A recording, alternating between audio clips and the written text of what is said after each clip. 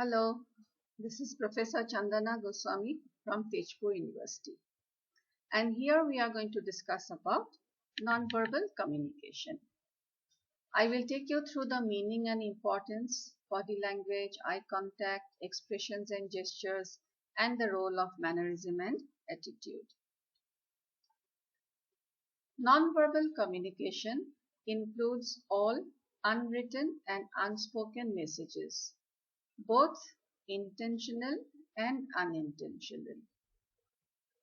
It includes facial expressions, which could be either I have a smiling look or I am frowning. Then eye contact, which could be threatening or non-threatening. Tone of the voice, which can be soft or harsh. And body postures and motions, which we will discuss in details. As babies, we communicated with non-verbal means. As we picked up verbal communication, we started to disregard the non-verbal component. And now as professionals, we find that we cannot cope up with the contradictions between verbal and non-verbal messages. Thus, understanding and interpreting non-verbal cues are very, very important in communication. Body language is a vast area, and here I will be dealing with the very basic nuances of body language. I would request you to go through further information on body language. There are multiple of books available and you can have a whole lot of articles on the internet. So technically, these are the groups of nonverbal communication. Kinesics, which deals with facial expressions, postures and gestures.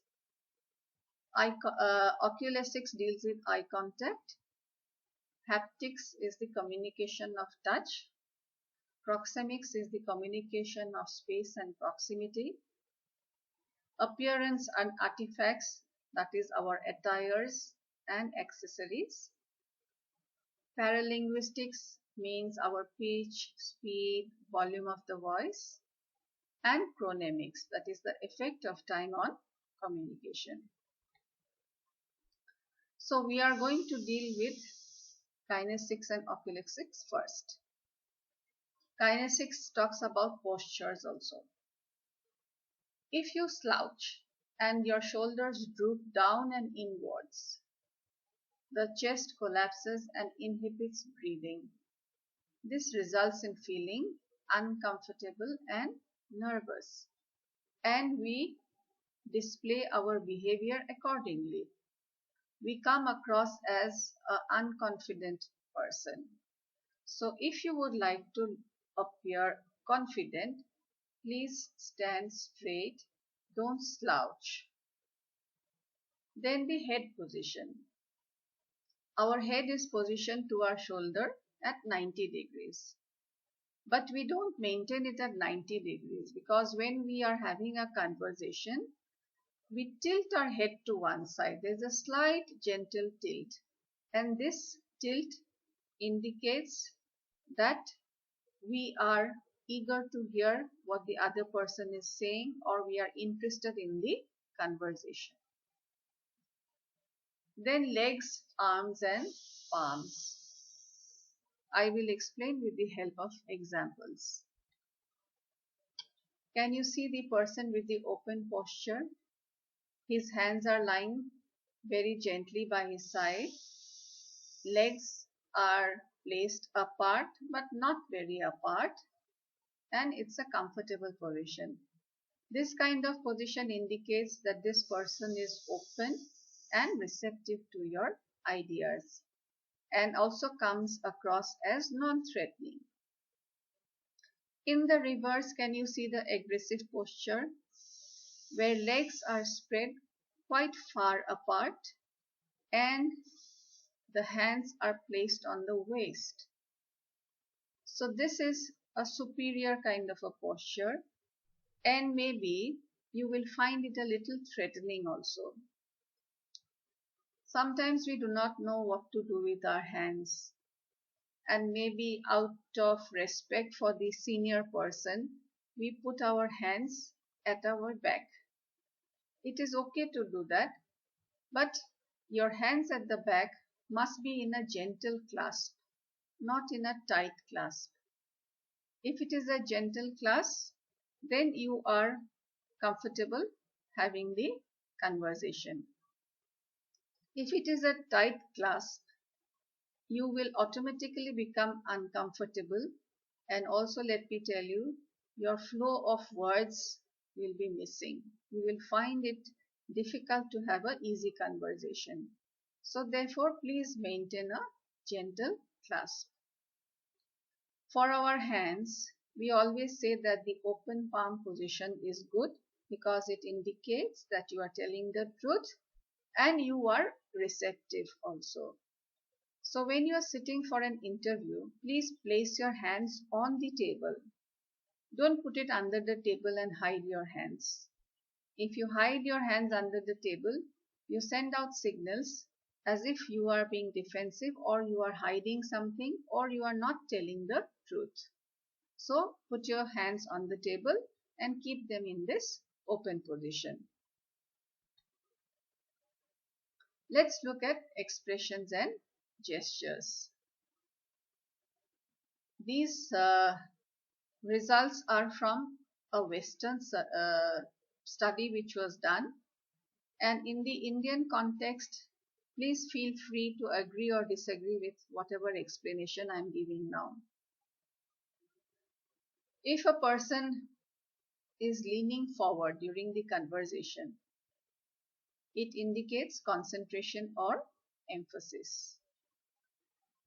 But if the person is leaning back, it will indicate that the person is taking time to think, inviting expansion, looking for conclusions. If someone puts one hand on the back of the neck during the conversation, it will indicate disagreement or annoyance. Stroking the nose. Unless you have a running nose, if you stroke your nose in between the conversation, it will indicate that you are feeling defensive or you are saying half-truths. For those of us who wear spectacles, if we are having the conversation and we suddenly remove our spectacles and put it down, it may indicate that we are no longer listening and we have already made a decision. Stroking chin or leaning on knuckles. This also indicates great interest or trying to absorb information. Clasping both hands behind the neck. It shows extreme confidence and relaxation. But as a posture, it is not really very advisable. It does not look nice in the public space. If someone looks at you continuously with a straight gaze and no head movement, it will indicate that the person dislikes what is being communicated, and please don't expect any kind of cooperation. A tilting head indicates that the person is listening attentively with interest. Narrowing eyes signal disapproval, disbelief, and dislike. So that was kinesics. Let us move to oculesics, that is the eye contact. What should be the length of eye contact? You are not supposed to stare continuously at the person just because we say you must maintain eye contact. You will look at the person, break the eye contact, again come back and maintain the eye contact. That is how we do it. Also keep in mind the cultural context. In certain cultures, Juniors don't look up to seniors in the eye and talk. Alright, they put their head down and talk. So therefore, please understand eye contact in the cultural context. There are some cultures in which men and women do not look into the eyes while having a conversation also. Then excessive blinking. Unless you have an eye problem, excessive blinking will indicate that the conversation is not really truthful. Either you are hiding something or you are saying the half truth. Shifting eyes. If you are not comfortable making eye contact and you look here and there and not focus on the person who is in front of you, the other person will feel that you are not to be trusted. So therefore, control the shifting eyes and maintain the necessary eye contact. Most important question is that where to look. We really don't look in the eyes or just like that. So if this is the face, in the office context or in a professional context, when you are maintaining eye contact, you will look from the forehead and the eyes only. You will not look below the nose. If it is a social context, then you can go below the nose, look at the lips or ears and all that. But in a professional context, it is from the forehead to just above the nose. So we discussed kinesics and oculesics. We will now move to haptics and proxemics. So haptics is communication of touch. This touch happens when we are doing a handshake, or sometimes people have this habit of patting you. The touch facilitates sending of message and also the emotional impact of the message. It conveys both positive and negative feelings. And again, keep in mind the cultural context. In certain cultures, petting is not allowed between men and women, and neither is a handshake allowed.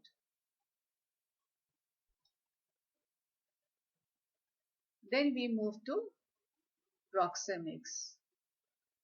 This is about personal space. How close we are standing with another person and whether it is a comfortable distance that is being maintained. For someone who is very familiar to you or family, we are okay to standing together up to distance apart of 45 centimeters is also okay. We are almost touching each other. Okay, so that is an intimate distance. That is only for family and very, very close members. Personal distance goes from 45 centimeter to more than a meter. Social distance is 1.2 meter to 3.6 meter, and public distance is 3.7 meter to 4.5 meter. Please understand that all of us carry an invisible bubble around us, which we call it as my space, and we do not like people intruding into that space. How will you find out if you have intruded? You must be observant. In case you have intruded into somebody's space, you will find that the other person will step backwards so that the space gap is maintained. Alright. In this way, you should be very, very careful about personal space. Now we will discuss the last three parts of the non-verbal communication. Appearance and artifacts. Your appearance says a lot about you. The clothes that you wear, the hairstyle that you adopt, jewelry that you wear, bag, tie, belt, name it. Before you speak, your artifacts will speak for you. So therefore, please be careful of the type of clothes that you wear, and because you are interested in looking professional, so therefore your clothes, jewelry, hairstyle, etc. all should look professional. Additionally, beware of bad breath, because your bad breath carries to the other side. Body odor, your dress may look clean, but if you have worn it for 2-3 days, the sweat will stick out there, and your body will also smell, your clothes will also smell. Then overpowering perfume. We don't want very strong perfume. Be careful with dirty nails. When you are talking with somebody and you have placed your hands on the table while talking, your hands, fingers, nails, everything is visible. And dirty nails don't send out good signals. Be careful of smelly socks also. They are terrible. Don't wear chunky jewelry or garish makeup. Hence, invest in professional looking clothing and accessories. Paralinguistics is vocally produced sounds with no semantics. So the tone of the voice, your tone can be harsh, soft. Inflection in the voice means stressing, stretching and pausing. Can you see the 3 sentences? The word big is being pronounced in different ways in the 3 cases. In the first one, I've got a big project. So I am stressing on the word big. In the second one, the impact is on the word big, except that I'm stretching it now. So I will say, I've got a big project. In the third case, I use a pause. So I say, I've got a big project. So that was about inflection. Then the pitch. You can have a low pitch or you can have a high pitch. If it is high pitch, it hurts the ears. If it is low pitch, audibility becomes a problem. So therefore, please work on your pitch. We want a normal pitch. Intensity is the force and passion with which you are speaking. Articulation. Pronunciation is very, very important. Make sure that you know how to pronounce your words correctly. Modulation. Yes, voice modulation is an important part. If you have a flat voice throughout the presentation or throughout the conversation, people will lose interest in you. Chronemics is use of time as signaling system. It includes punctuality, amount of time spent, and the waiting time. Coming on time or a little early for an interview or for your regular work reveals interest, sincerity, and serious attitude. So you can see that how you use time sends out signals about who you are. Mannerisms. Be careful of mannerisms that may put off people. Things like intense stare. I just explained, how to do the eye contact. So don't go for intense stare. Patting. Be careful. Certain cultures do not allow patting, and unnecessary patting is also not appreciated. Getting too close for comfort. Remember the personal space. Don't walk into other people's personal space. Winking at the wrong time or taking up more than necessary physical space. So now finally let's discuss attitude and communication. You must have heard of this. I am okay, you are okay. This indicates a positive attitude where we say that yes, we can get along together. In a negative attitude, you can have variations. The first is I am okay, you are not okay, which means that I am superior and you are inferior. The second one is I am not okay, you are okay. So it means that I am saying I am inferior but you are superior. So in either case, like, we are not equals, so we can't work forward together. And the last is I am not okay and you are not okay. So both of us are miserable souls and we think that the entire world is bad. We are also bad, the entire world is also bad, and we cannot move forward. I would like to describe attitude by using this grid. So I have placed can do, can't do on one axis and will do, won't do in the other axis. Can do means I have the skill set and I know how to do it. Can't do means I do not have the skill set, so therefore I don't know how to do it. Will do is my willingness to do the job.